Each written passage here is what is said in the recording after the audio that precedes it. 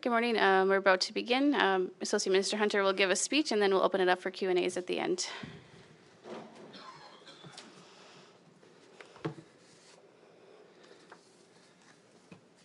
I guess I'll put this down here.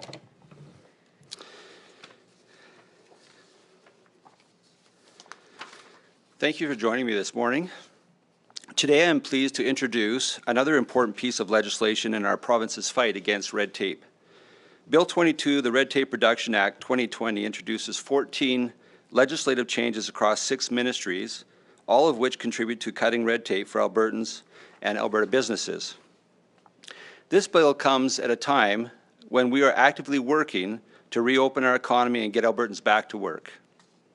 Now more than ever, we need to remove barriers for industry and businesses struggling with the slowdown in the economy. Bill 22 directly addresses this in a number of ways. For example, we're making it easier and more efficient for nonprofits to operate in Alberta by streamlining requirements for reporting and registration. We are also making amendments to the Oil Sands Conservation Act that takes politics out of the regulatory decision-making process and speeds up approvals for important energy projects. Broadly speaking, the 14 changes in this legislation can be grouped into 4 categories. First, promoting job creation and economic growth. Second, expediting government approvals.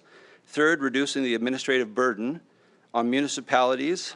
And fourth, enhancing government transparency. Cutting red tape is to help spur the economy and create jobs is the most important work of our associate ministry. However, I want to quickly mention that Bill 22 will bring us closer to our goal of reducing red tape in Alberta by 1/3.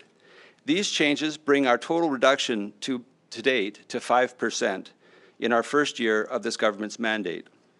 To add a little more in context, a 5% reduction means we've already reduced 37,000 of our 702,000 pieces of red tape in Alberta. I couldn't be more proud of our team and each of the ministries throughout government for accomplishing this first-year goal. And I want to give a special shout out to Minister Wilson and his team for reaching their 1/3 reduction in the first year. The impact of this will have us emerge from COVID-19 with a significant look at how we're going to be innovative and help our Alberta businesses get back to work. Unneeded red tape has been stifling Albertans for far too long and has put us at a competitive disadvantage to other jurisdictions. Now more than ever, it's time to get control of red tape in this province. Our economy needs this boost, and this is precisely why red tape reduction is a major thrust in our government's plan to get Alberta back on its feet again. I look forward to sharing more information on the overall impact of red tape reduction on our province in our annual report later this year. But until that time, I want to continue focusing on the impact that cutting red tape can have on improving our economy and getting Albertans back to work. That remains our government's key focus as we emerge from the COVID-19 pandemic, and I'm proud that the red tape reduction can play an important role during this crucial time. Thank you, and I'm happy to take questions now. I just wanted to give a quick reminder that this is an embargoed news conference, and it'll be embargoed until the Associate Minister tables the legislation this afternoon. Right now, we'll get some questions. Right now, I think we have Dean Bennett on the line. Thanks. Good morning, Minister. 2 questions, if I may. One is on what is the rationale for getting rid of Energy Efficiency Alberta, and will this in any way reduce the opportunity for people to make these kind of energy efficient changes to homes and businesses? So we're just rolling that into the ERA, and so there's no need to have that agency anymore. We don't need to have 2 agencies that are doing the same thing. So no change to services, though? The services, look, we're going to be bringing forward policy direction. Minister of Environment and Parks will be bringing forward those initiatives. And so whatever initiative he's going to be bringing forward, you'll have to ask him about those. Great. Thank you. Operator, can you patch in the next caller? Our next question comes from Emma Graney of the Globe and Mail. Your line is open. Hey, thanks, guys. So I have a follow-up to Dean's question, and then I have a couple more. Take out a pen and paper right now, because I know you won't come back to me, so write these ones down. Okay, on EEA, you in fact didn't really answer Dean's question there. You said, Minister, that there's no need to have two agencies doing the same things anymore. ERA and EEA do not, in fact, do the same thing. So further to Dean's question, what does happen to all of those programs? Will they be continued? Your government said they will look at it with an open mind.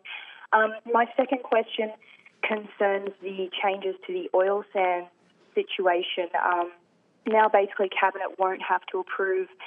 What happens in cases like Prosper Petroleum, and in particular Fort Mackay First Nation had serious problems with that project, which was actually given the AOK by the AER because it fell within the environmental guidelines.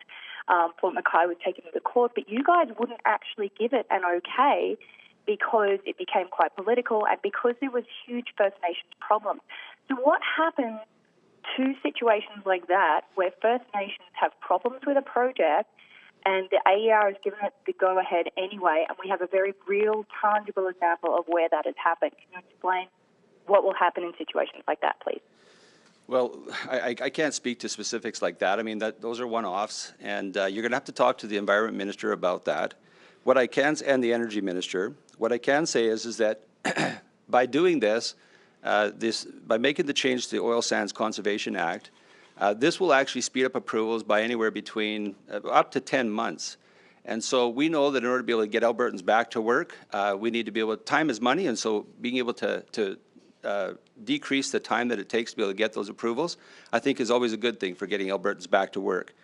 Now, in terms of approvals, look, the approval process to be able to get duty to consult is still a law, and we still have that responsibility, and so AER will have to have that responsibility and make sure that they take care of it in the best way.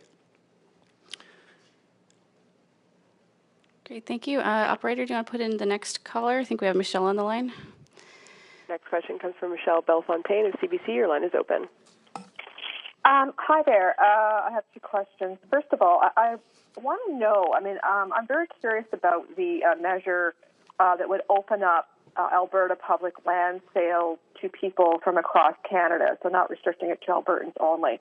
And I'm curious about how this is related to the possible divestment of Alberta public lands, Alberta public parks in particular, under the Environment Ministry, Environment and Parks. You know what? You're going to have to ask that question again. I couldn't hear you. Oh, okay. I will try it again. Can you hear me now? I can hear you better. Yep. Okay.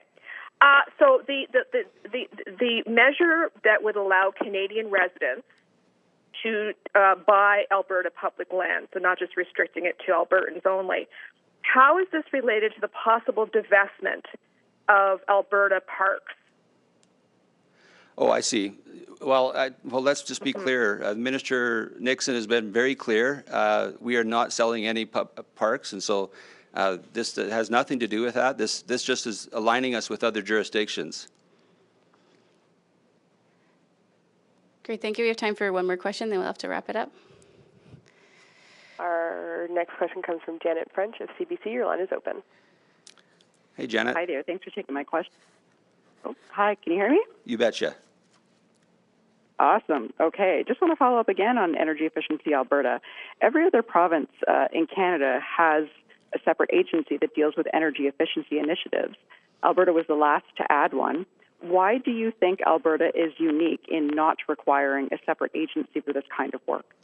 Well, like I said, ERA is going to take care of that, and that would be a very good question to ask the Minister of Environment. Great, thank you.